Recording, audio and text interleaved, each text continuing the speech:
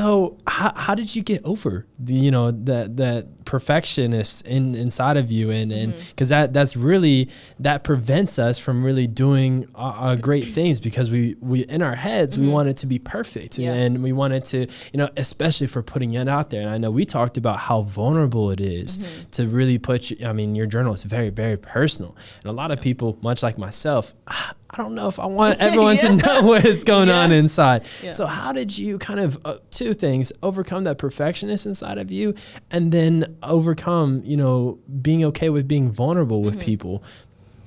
So for the first question, I think there are 3 steps that I've had to kind of deal with. I think first is fear of it.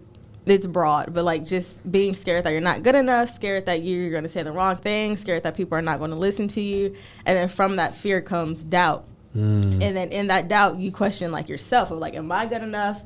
Like, are people going to listen to me? And it's really scary, because it's like, if I can't do this for myself, then like, how can I inspire other people to do it for themselves?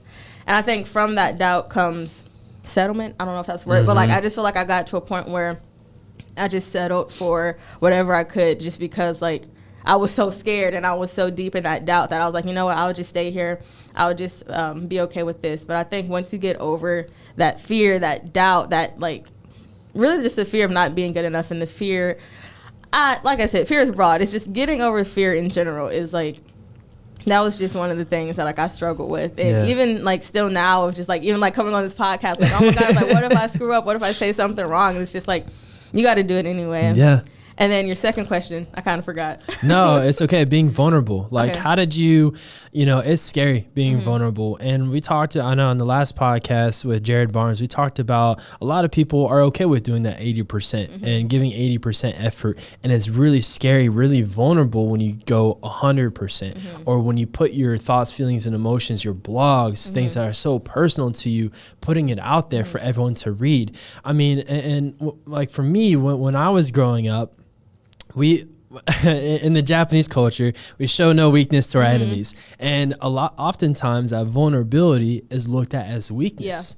And so how did you like get over like, hey, I'm gonna be vulnerable, and get rid of that mentality as far as like being vulnerable equals being weak, because that's not what being vulnerable is. Actually being strong, and like you talk about being strong in that self-belief, right? So how did you kind of get over that, and what have you seen, what has been the response from you showing that vulnerability?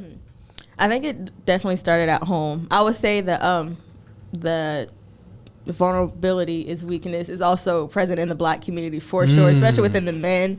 Like, I think I saw my dad cry for the first time. Like, he was the first like man that I saw cry, and I think that was what unlocked like that freedom to be vulnerable. Like seeing my dad, seeing my mom, seeing my siblings, like seeing them be weak was not even weak, but just like, I mean, I think weakness, it can go hand in hand. Like being vulnerable is not being weak, but being weak is like, I don't know how to. I know what you're saying. We know what you're saying. Seeing them being vulnerable and just like express their emotions and really just show who they are really allowed me to like do that for myself. And I think translating that into like my friends and the people around me, just being vulnerable with them kind of was like, okay, like what I'm going through is helping them, and what I'm going through is like, is giving them hope and giving them assurance that like they're not alone. So I'm like, if me being vulnerable and sticking my neck out and being completely open is liberating somebody else, then like, why not? Like there is no, how do I say this? Like like I've never experienced any bad thing from being vulnerable. Like it might be a little scary, it might be a little nerve-wracking at first, but at the end of the day, I never go home like, shoot, like I probably shouldn't have told them that, or I probably shouldn't have like shared that part of my story, because at the end of the day, like it did happen to me. And so I had to live through it, and if me talking about it helps somebody else, then like I love that. And it's being real with your emotions. Man, that's just such a difficult thing. And I think like, and I talk about it a lot. It's evident in the Japanese culture too.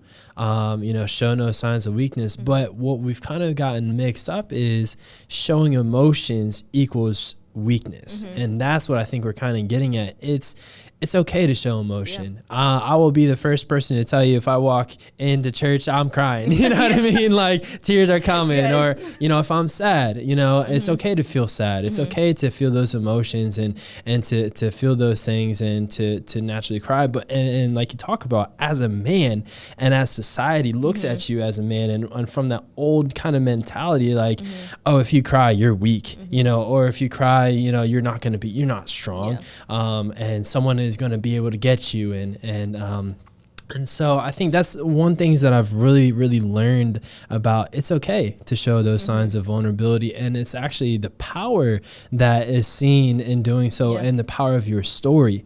And I think that's what a lot of people kind of get mixed up, is they have that self-doubt that your story is not going to impact somebody else's life.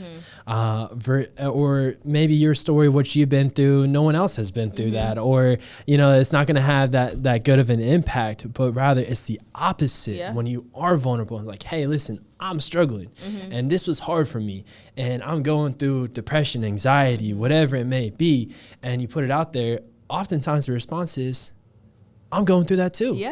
And it's like, and I love how the symbol of scars, right?